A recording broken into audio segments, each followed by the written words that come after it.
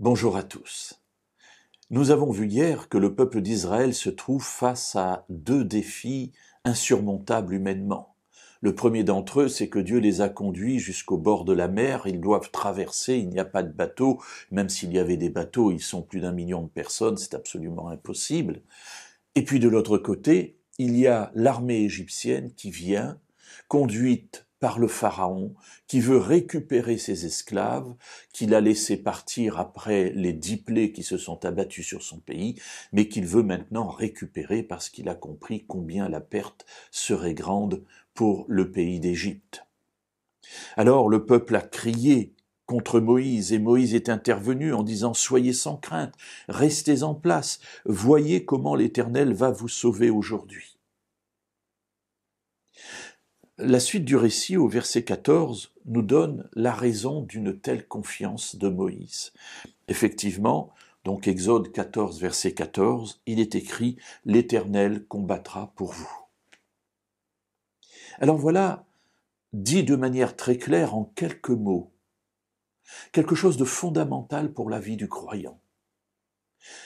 Dans notre existence, face aux défis qui sont les nôtres, et parfois ils sont non seulement nombreux, mais graves, l'Éternel combattra pour nous. Cela signifie que face à cela, Dieu me demande de lui faire confiance. Oh mes amis, la réponse de Dieu à nos prières n'est pas toujours celle que l'on veut. Elle n'arrive pas toujours au moment où l'on veut, et parfois la réponse de Dieu, c'est « je ne te réponds pas ». Mais c'est une réponse. C'est une réponse, Dieu est en train de me dire ici, en quelque sorte, ne t'occupe pas de cela, ça n'est pas ton problème, ou en tout cas, ça n'est pas pour l'instant ton problème, je fais silence, je me tais, et en arrière-plan, il y a cette perspective que Dieu nous donne, que lui combat pour nous. C'est-à-dire qu'il prend en compte nos craintes, qu'il prend en compte nos défis, qu'il prend en compte notre peur de l'avenir. Et il nous dit, essaie de me faire confiance. Sois sans crainte. Les problèmes devant lesquels tu te trouves, je veux m'en occuper. L'Éternel combattra pour vous.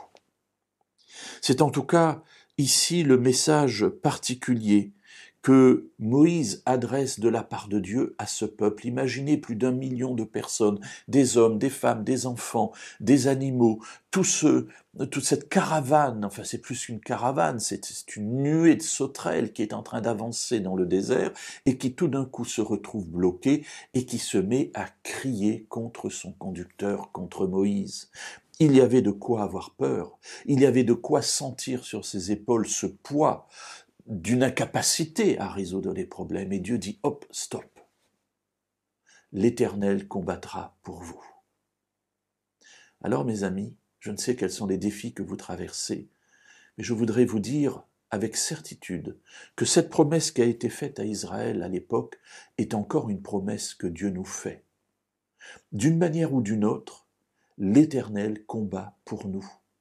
Et nous avons à nous tourner vers lui avec confiance. Et nous continuerons demain cette réflexion.